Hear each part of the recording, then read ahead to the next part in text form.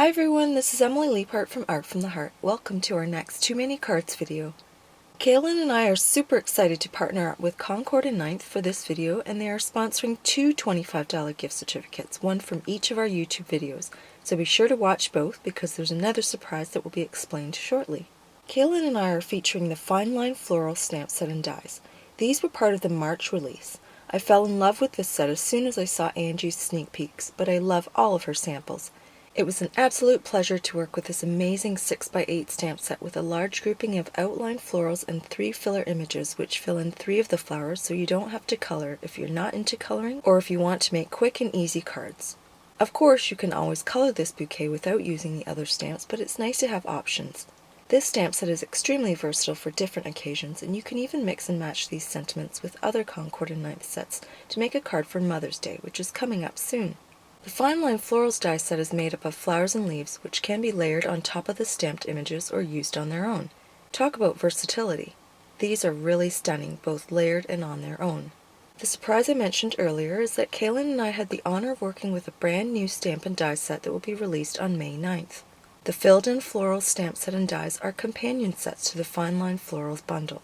They work beautifully on their own and together. Basically, you have 2 stamp sets and 2 die sets that work together, and you can even mix and match the original Fine Line Floral stamp set with the filled-in florals die set and vice versa.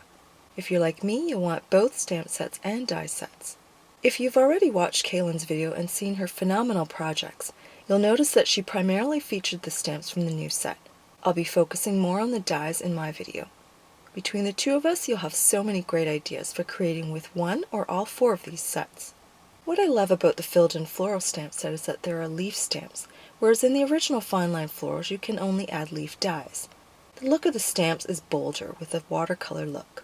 I also love the larger sentiments, which can be paired up with the original phrases in classic fonts. After snipping the dies apart, you can see that the dies alone coordinate with each other.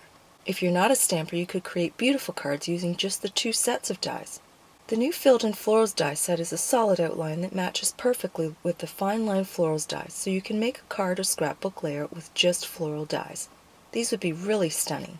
I'm going to combine all 4 sets on my 2 cards, and I'm going to feature the partial die cutting technique to highlight the convenience of the new filled-in florals dies. I picked 9 Altenew ink colors, and I'm going to feature 7 on one card and 8 on the other. I've cut 2 A2 panels from Nina Heavyweight cardstock, and I'm going to stamp the large bouquet using the darkest of the blues, which is Desert Night. Since the stamp is already on the Misty, I'm going to stamp it on the other panel in Crimson, which is the 3rd darkest of the reds. This is a large stamp, and I love that it's the size of an A2 card, which means it makes quick and easy cards. I also love how easy it is to line up the coordinating images. The way they're illustrated makes it so easy and also very forgiving. There's basically no way you can mess it up. It's that easy. I use blush to stamp the filler images that will basically add color to the flowers. I love how the shading is already added to the stamp. It really looks amazing. The second shade of blue is Dusk. Every flower has at least one notable petal that makes it easy to line up. I thought the daisy would be hard, but it wasn't. There's one petal with a curve in it, and once you line that up, all the other petals fall into place. It's really that easy. Next, I'm going to use the 2 groups of splatter to stamp the uncolored petals. These could be water droplets, but they keep the other flowers from looking too plain, and I love the artsy look they add to the card design.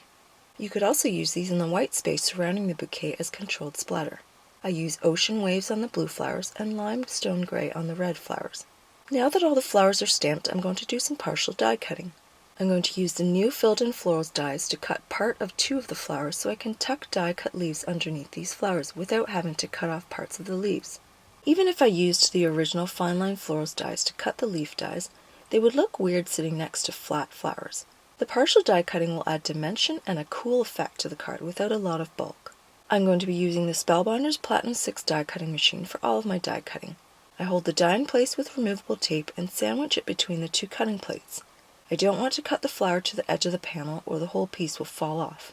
I want to stay at least half an inch off the edge, so I need to angle the panel enough that it's cutting only the area I need for tucking the big leaf. The edge of the top plate will determine where the cutting stops. Since the angle is weird, I'm going to have to do 2 cuts in 2 different directions. When I turn my panel, I just need to make sure that the corners aren't off the edge of the platform, otherwise they'll get mangled when I crank the plates through. As it turned out, I didn't quite cut it high enough on this flower, so I'll make that adjustment on the blue flowers.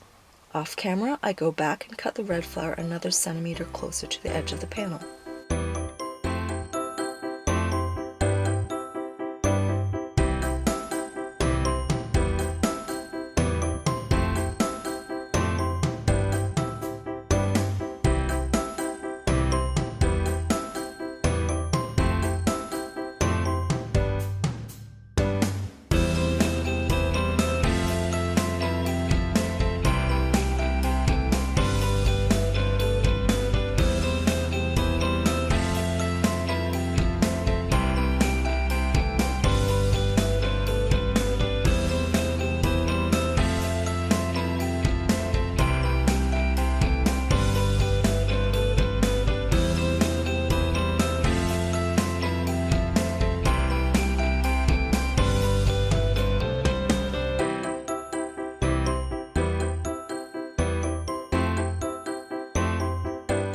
The daisy is easier to cut due to its smaller size and position on the panel.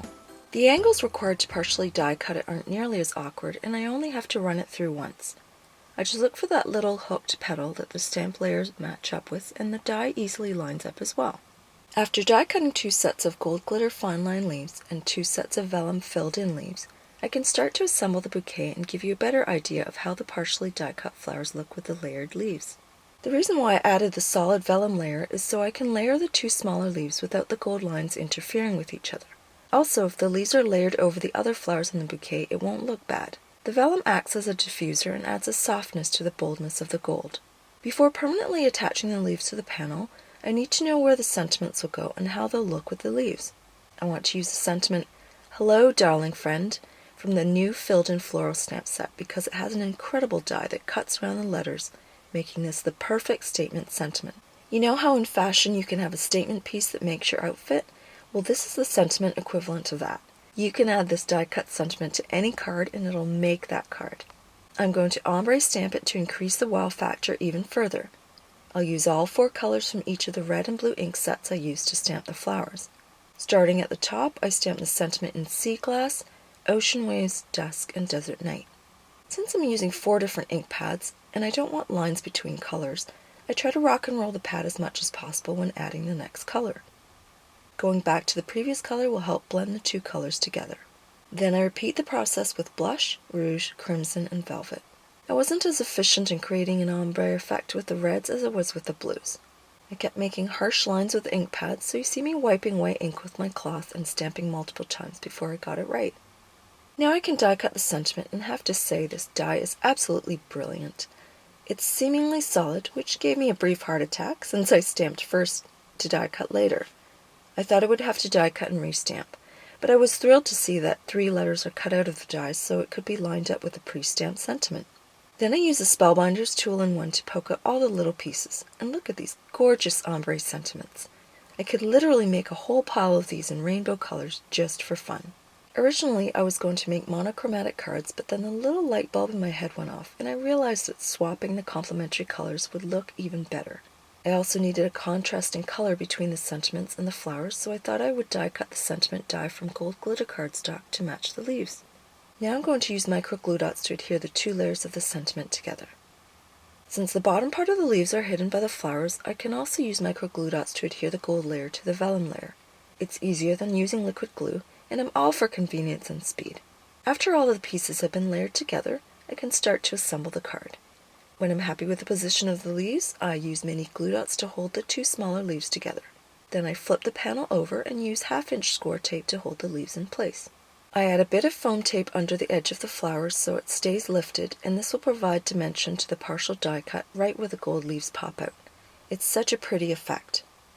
Next, I put bits of foam tape behind the sentiment and adhere it right in the center of the card. I line up my card on my grid mat to help me align it perfectly, both horizontally and vertically. I adhere the panel to the card base with a tape runner, and also peel off the backing from the score tape for added security. To finish the cards, I add a few gold enamel dots, and they're done. While these cards look complicated, they were truly easy to make, and it would be easy to throw together a set of these as a gift. In fact, I think I will make sets of these for end-of-year teacher gifts. The large blooms with partially die-cut petals and the pops of gold with a contrasting sentiment all look wonderful together. This is the kind of card that would brighten anyone's day. Be sure to leave a comment here and on Kaylin's YouTube channel for your chance to win one of two $25 gift certificates to the Concord 9th store. They have amazing releases every month, and you're always going to want something, if not everything, from each release. Comments will close on May 7th, 2019, and the winner will be announced before our next Too Many Cards videos go live. Please check back to see if you've won. Before I go, I wanted to let you all know that Kaylin will be taking some time off from this video series. Kaylin and I are so appreciative of your support since the launch of this series a year ago. I'm very sad that I won't be crafting along Kaylin now, but I'm happy knowing that she'll be using that time to do other things that are near and dear to her heart. I'm going to have special guests each month, so that'll be a lot of fun, and I think it's a great way to continue this series until Kaylin's return. Thanks so much for watching!